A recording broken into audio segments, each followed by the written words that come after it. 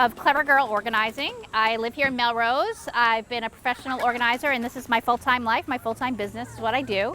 I work primarily with people in their homes, adults, kids, individuals, families, trying to help them live the life that they want to live in their house, especially when the stuff and the systems and the space is preventing them from doing that. And so what I want to talk about today is a couple of things about, especially around organizing with kids. The first is how we're going to organize their stuff. And the second is how do you get them engaged with being organized themselves? How do you develop them to have good habits and good skills that get them just as engaged?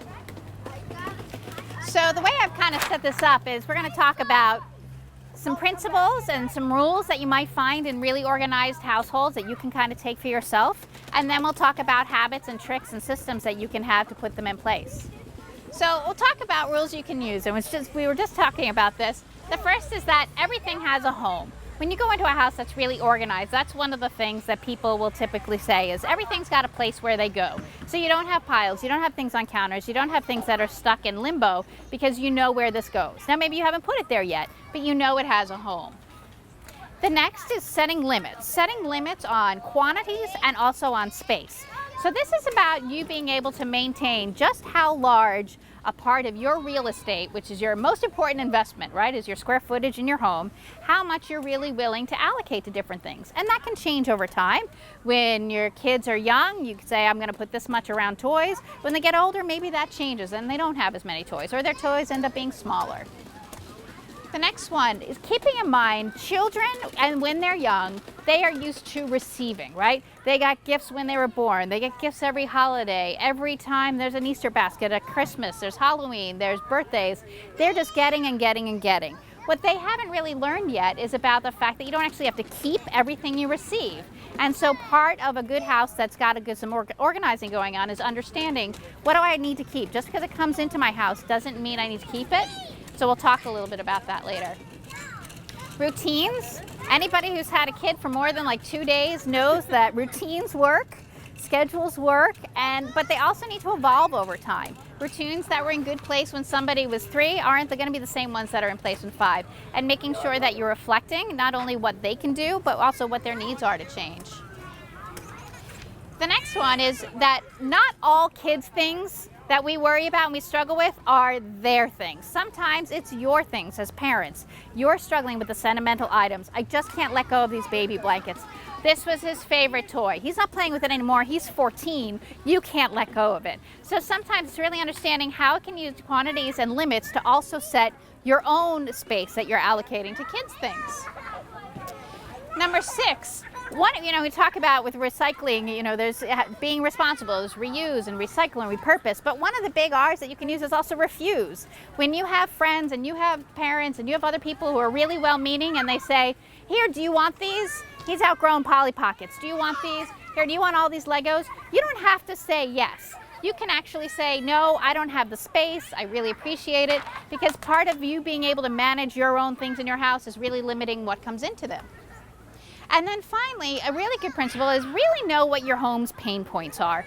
What's getting in your way? What are your bottlenecks? What's the worst part of your day in your house? Is it getting ready before school in the morning? Is it after school? Is it bedtime? Really spend some time analyzing what the worst part is and figuring out, can I tweak something? Is there something I can do differently that's going to make this easier? If getting ready in the morning is the worst part, can you figure out what you're wearing the night before and all that argument happens at night, not in the morning when you need your energy? Is it laying out breakfast in the morning and everybody knows how to get their own breakfast and it's not all relying on you? Think about what your pain points are and what can you do to really loosen them up. So again, these are kind of rules that you might find in houses that are really organized, and everybody can find at least one they can probably be better at today. In the next couple of pages, I'm going to talk about some of the areas of things that are in your house that might be causing problems that you want to be a little better at, that maybe you're struggling with. The first is toys. So this might happen with little kids, but even when kids get older and tweens where their collections are a little different. The first thing I talk about is toy rotation. So if you don't know what that is, that's basically saying I'm going to have a certain amount of what they own out at any given time. But then I'm going to put those away and I'm going to bring in new things. So not everything we own is out. Not everything we own is accessible all the time. It's overwhelming for kids. They don't know what to choose. Lots of things get unused or broken or just disregarded because they're interested in this stuff right now, not all those other things. but you still have to clean it, and you still have to dust it, and you still have to worry about things getting broken. So toy rotation allows you to bring some things in and then move some things out, and whether that's every month or every season, keeping things fresh and keeping their interest engaged. The next is making storage easy for kids to find what they want and to clean up. These are like small examples of, we all know those IKEA, the Calyx and the Expedit with the big, you probably have ones that are bigger than this. Putting pictures on the outside so even little kids know what a Lego looks like and they know what a stuffed animal looks like. They don't need to read, but they know where to find what they want, and then they know where to put things back when they want them.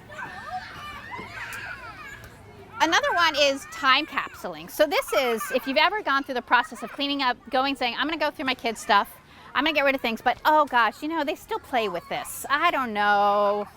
They might ask for it. You start thinking about, you start to have some regrets and you're a little nervous. Lots of things you can make decisions on, but some things you can't.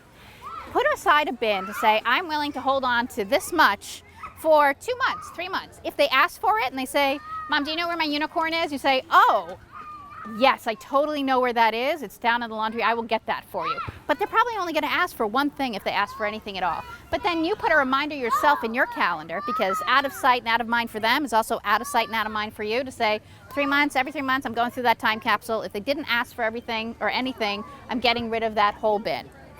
But it's a way for you to kind of hedge your bets on what you think they might be interested in. Finally, toy storage. Resist larger toy boxes when you're dealing with toy storage. They're fine for things like costumes or really big toys, but smaller things, they just get lost, and they'll get lost forever. So you might be encouraged, say, oh, we got to clean up this room quick, just scoop everything up and put it in the toy box. There's a good chance that stuff is never coming out of that toy box again. So that's not the right storage for small things. So thinking about other things that you can use. I've got this example, these clear pouches, just a pencil case. You can put a lot of small things in it. You can see what it is. You can clip them together. You can put them in a binder. They come bigger than this. They're really durable. They don't get as gross as Ziploc bags. The mesh laundry bags, those are great too, and you can just throw them in the laundry. But you can see it, you can use it, you can store it, you can put them away, you can grab them when you need them. Clothes, I think clothes for the most part, people end up being pretty good at, because they get it. If the clothes don't fit, you can't wear them. Like, there's a practicality to being good at clothes. But part of that is also having a good system in place to maintain that. So think about having a bin, whether this is in your laundry room or in your kids' closets, like, all right, these are too big for them right now, but I know they'll rotate in soon. Or these are too small and I'm holding them on for another child, my own or somebody else's. Or these need mending. Just not having them in the mainstream of what you're going to go through every single day to figure out what somebody's wearing tomorrow. Another is, if you've ever seen this idea, I think it's a great one, is the sweater bags, which is something that hangs in the closet and it's got different shelves. Each one of those can be a different day of the week. On Sundays, you can pick out what your kid's going to wear all week. You go through the drama then, you lay it all out, and that's going to take a little bit of pain out of every morning, saying, this is what you're wearing, you know it's on your Wednesday shelf. Another area which really grows over time, and there's a few years where this is massive and then it dies off a cliff, is schoolwork and artwork, right? And it tugs at every parent's heartstrings to think about, how do you get rid of just anything, like, oh look, you filled in the dots, this is fantastic, I'm so proud. So this builds over time. Like, this takes up space, and really valuable space in your home that could be going to something else. So think about, how do you manage it? One plan that I use with some of my clients is, it's kind of, I call it the American Idol approach. It's every week you're going to look at what came home and you're going to pick your favorite. And the kid can be involved with this. What was your favorite thing you did this week? Let's look at everything on the table, and you choose the one. And then by the end of the year, you've got 35 to 40 things. And you say, all right, here's the whole year. How do we split this in half? Let's just find our top 10, our top 20. And then you can put that in a binder, and you can put it away on a shelf, and you don't have to save all of this other stuff. And you've been doing good at keeping up on it all year long. It's not a big project at the end of the year. It's a small project every Saturday. The other thing to think about is, how do you commemorate some of these by using technology? There's this great app out there called Archive, A-R-T-K-I-V-E, which allows you to take pictures, have a digital inventory of all of these school projects, the 3D stuff, whatever it is, share them with grandparents, make a book out of them, take the picture and let them go. You don't need to store them, but you can still have the beauty of what was created. Some other tips I want to give you is just around managing the home in general, which are going to help you kind of reduce and have better systems with kids. The first, and lots of us have this, is really a defined entry and exit space. This is where the bags go, this is where the keys go, this is where the calendar gets posted. This is where the responsibilities, the chores and different things that kids have to do gets posted. It's where everybody knows what's going on. The important papers that your kid brings home from school, they know where it goes and you know where to find it. The next one is keeping boxes available all the time for donate and return. This donating and going through your stuff isn't something that you should just do seasonally. It's something, when you find it, you know what, this doesn't work anymore, just put it in the box. It's a lot easier to figure out how am I going to get the box to the place than it is for me to think about how to start donating. When it's always a part of your everyday life and it's out in a space where you can access it and your kids know where to access it so they can put things in there themselves, it will help you manage that. Having clocks with timers in those places that are time sucks. So this is bathrooms, television, over by the computer, anywhere where you say 5 more minutes and it's like they don't know what those words mean. This is a great place. I think a timer, this is one of my favorite things. It's called Time Timer. They're physical ones that come in larger sizes, wall sizes, smaller ones. There's an app for Android and for iPhone, and it allows you to just visually set whatever time. This is physically just for an hour, so I use it for that. But the electronic ones, the iPad apps, they can set it for anything, and it just allows you to glance at, all right, how much time is left? Some parents will take this and they'll put little stickers for things like the bedtime routine. Like, all right, we said it. Okay, this is when you're supposed to be brushing your teeth. This is when you're supposed to be putting on pajamas and going through there. It works great with tweens who need to manage their screen time and really being able to say we're all accountable for managing time. Finally, if you have multiple kids, thinking about maybe everybody has a color. That's how you buy their towels. That's how you set up hooks. That's how you get bins. Your boy is blue and your older daughter is green and your younger daughter is yellow, and they just know, and they can manage their own systems because they know what their color is. Any questions on this? This is why I want to transition over to how to get your kids to get into organizing. But before I jump on that, I want to see if there's any questions on this stuff. All right, great. So again, we'll start with kind of the rules you can use. Excuse me.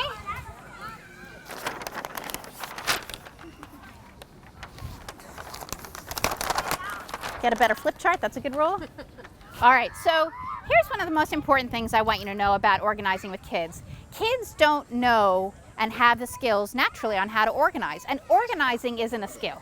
The skills that go into it are sequencing and sorting and categorizing and decision making and prioritizing and time management and smart shopping and lots of different things that go into it.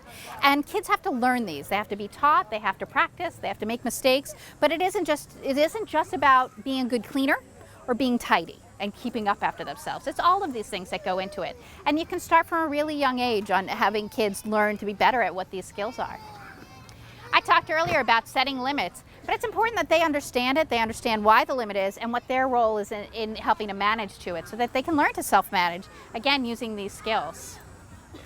This is one that I think, there's the idea of chores and age appropriate and all this, and I think from the very young age being able to talk to kids that everyone in the house has responsibilities. Mom has responsibilities, dad has responsibilities, all the kids have responsibilities. The responsibilities of 2 are going to be different than responsibilities of 5, but really so that everybody knows this house works because we all work at our responsibilities. Language is an interesting part of this, and what they know about how your brain works is it's not really, you don't hear words like don't, not, can't, won't. They just don't get processed in the same way. You hear the rest of the words, but not the part where they told you not to do those things. So thinking about when you're phrasing and you want kids to get involved with what they're doing, how do you do it in positive? Like, do this. I want you to do this, will do this, should do this, can do this. It's a subtle change, but it also helps you just really stay in positive language, which can help anybody's stress. Which kind of brings me to the last one. Pick your battles. Like, your house doesn't have to be perfect all the time, and if it's not perfect all the time, it doesn't mean you're a failure as a mom or a human. If you are really struggling with your tween about getting them to clean their room, come up with an idea saying, all right, well, you don't have to clean your room all the time, but if you have a friend over, that's a condition where you need a room clean. And if we're having company, that's a condition. But the rest of it, I'm not going to argue, but you know what you're responsible for. And for you to have your friend over, it means you live up to your side of the bargain. But pick your battles. It doesn't have to be clean all the time if that's not really going to make your house more harmonious. So let's, again, get into some techniques about how to get them started. giving them the tools and the systems that they need. Toddlers, from an early age, they can do things like there's the cleanup song. There's like 6 cleanup songs. Find the one that's least offensive to you that you can hear over and over again, but get them involved. And even think about when you're scooping up things, you're saying, oh, boom. And when you're taking this, you're making zip sounds. So they're getting excited. They like making the noise. They want to do the things that make the boom noise. It's amazing. They're cleaning up. It may mean that you're there with them to do it, but they're really starting to get up with what it means to be cleaning up. With older kids, especially when you're getting into teenagers, tweens and teenagers, it's having conversations with them about how do you want to feel in your room? How do you want to live your life? How do you want to be in your space? And what are the things in the space that's standing in your way? If you want to be calm at night, if you want to have a good night's sleep, if you want to be doing good in school, are there things in your room, are there things in your habits that are getting in your way? Help them identify what those things are, and then they can help come up with strategies on how to live with that. But once they understand there's another way to live, and it's how they want to live, it gets a little intoxicating that they want to do something to control it. Breaking tasks into smaller pieces, it's not clean your room, it's pick up books, pick up your clothes, make your bed. Cleaning your room can feel, even for adults, cleaning your room can feel like a really big task. But when you break it down into something a little bit more manageable, not only will you get success step by step, but after a while, it's all done. Create and post a list for time and routines. Again, good for little kids, this is what we do every day. You can use dry erase mark, you can just have it posted. Everybody knows this is what we're doing, this is the order we're doing it in. And again, we're talking about routines. This routine might work this year, but next year they might not. So how do you keep it alive and grow with them? Decision-making games. This is good as your kids are really trying to work on decision-making. The idea that I need to make a choice amongst things. So the ABC game is A, these are the most important things that you want to keep. B, I'm not sure. C, you can let go of. And sometimes kids aren't great about making decisions about what they want to let go. Some kids are great about it. They're like, yeah, I'm good, get rid of it all. But, one of the things I know is if you ask a kid, what are 2 things go to your stuffed animals, what would you get rid of? They'll come up, they'll bring me 2. If I say, you know what, there's a little girl, her house just burned down and she doesn't have stuffed animals, she'll come back at 37. Like, that's what they like. So that sense of being able to help them understand where their things are going and what's involved with that, I think that's an important part of decision making. Make a game of it for the whole family. 1 song on the stereo at night, and everybody goes and finds something that doesn't belong in the rooms. Just everybody goes in every room. If you see something that doesn't belong there, you get it. And you have contests at the end who found the most stuff. It's 5 minutes of your life, it's chaos, it's fun, but at the end of the day, some things got back to where they're supposed to be. You don't need to be focusing long periods of time on things like organizing and cleaning. It can be short, but it has to be focused. So how do you say, we're going to work together, I'm going to sit with you, we're going to do it together for 10 minutes.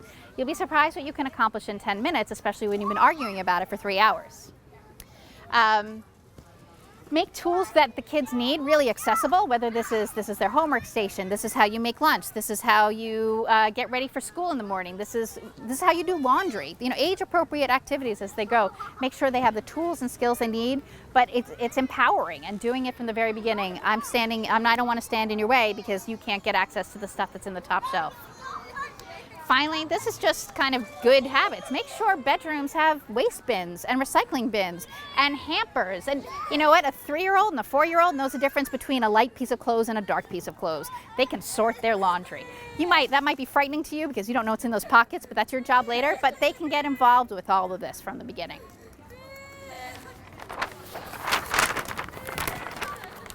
So the last 2 are, holding them accountable. And, we talk a lot about responsibilities, and that's really what this is. And as kids grow, and even young, holding them accountable is important. But first, of course, you want to praise and reward good behavior. It's, you spend enough time really talking about what you don't want to see and being frustrated, but spend more time on the praising and good behavior, and you'll be surprised what comes out of it. Consistency is important. Consistency for them. If we say every Sunday we're picking out those 5 outfits that we're going to hang every day, make sure that every Sunday you're doing that, because when you stop doing that, they're going to figure out that it's not important. It's not something they have to work on. But it's also consistency with you. It's really hard when they come and they say, well, you didn't clean your room and the kitchen's a mess. Why should I clean my room? That's a hard place to be in, besides, well, I'm the mom and I said so. And then really another part about holding them accountable is making sure they understand this is not just about our house. This is about our car. If you're bringing things into the car, you bring it back out. If you're going to grandma's, we do that too. If you're going to a friend's house, if you're going to school, this isn't just about this is how we live here. It's how we live in general, and helping them understand it goes past this. Finally, getting over here into letting them find their own style. This especially as kids grow and kids are independent, and letting them grow. I mentioned before, make sure that they understand their limits, but and let them decide how. If you say we're only going to have 12 stuffed animals, let them figure out which the 12 are and let them be involved with them. Teaching them about charity, as I mentioned, that kids in general are good about giving. Sometimes you run into kids, it's maybe a little age inappropriate, and they'll say, they start to resent all those poor people that are taking their toys. Who are these? So make sure you're introducing charity in an age appropriate way.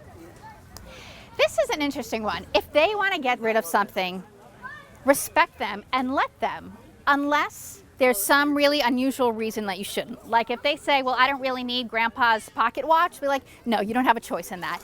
But letting them understand, because sometimes what I find with parents is I get kind of mixed messages. You say, well, I need you to go through your stuff. They're like, well, here are all the things. And I say, you're going to let go of that, but you love playing with that. Why would you keep that? And they don't understand. They said, you told me to go find things I don't need or don't use or don't want.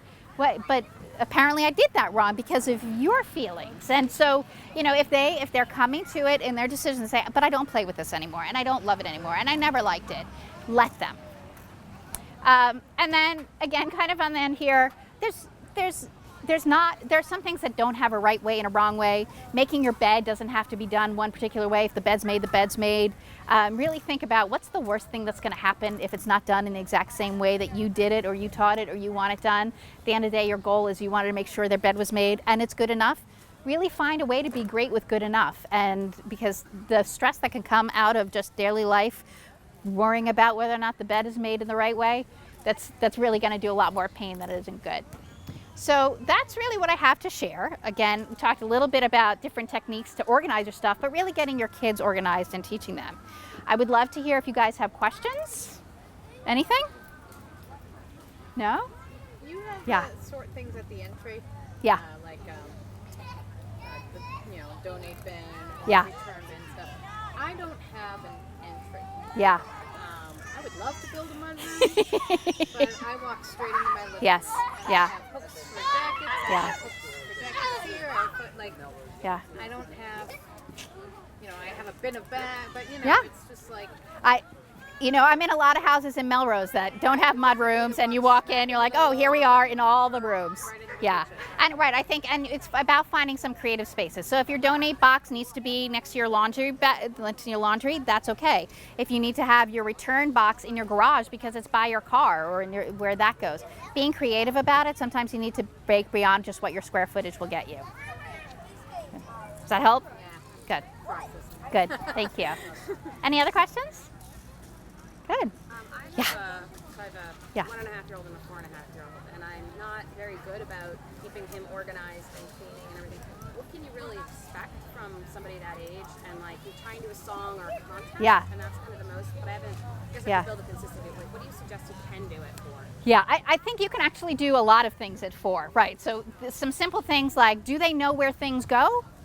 Is that it? For instance, if you think about the toys or you think about clothes, those are probably the two things they touch the most. Do they know where things go? A 4-year-old knows how to take laundry and if it's already folded, if it's on his bed, and can put it in a drawer. That's capable. Jumping on it and throwing it off the bed. Right, I get there's a process, right, for sure. But then eventually, but do that right. No, I didn't see it. Right, but so I think a 4-year-old actually can do a lot more than you might think. But again, some of it's going to take time. You might have to do it with him for a while until it's just he knows that this is what he has to do. He has to be taught. He's not just going to watch you and say, oh, I guess I should be putting laundry away. And again, we talked about routines. We talked about responsibilities. This is what you need to do in the house. There are a lot of things that at 4 you can do. I mentioned sorting laundry. He knows what white clothes are and he knows what dark clothes are. Reds go here, whites go there. He can do that. Does that help? Yeah, I've got to figure out what you can do more because I'd like that. Good, good. Excellent. Well, thank you all so much. I appreciate you spending time with me today. I'm here as part of the Melrose Recycling Committee promoting our swap day and the city yard sale and all the great things that are going on in the fall about getting things out of your house, hazardous waste, shredding, the big rigid plastics. There's a lot of opportunities to get things out of your house the next couple of months. So this is meant to kick that off a bit. Over at the booth over here, we've got some just general organizing tips and sheets, as well as some resources on how to get rid of things and who'll come and pick up donations and lots of things like that. I have a couple things I can give you as well, and we have a free raffle over there for some great organizing tools. So be sure to get over there. And I have a newsletter that I'd love to have you sign up for, and I do free consultations. I'll spend time with you in your home and see what's going on, and I would love to have the opportunity to do that with any of you. So thank you very much. Yes, I'm at clevergirlorganizing.com.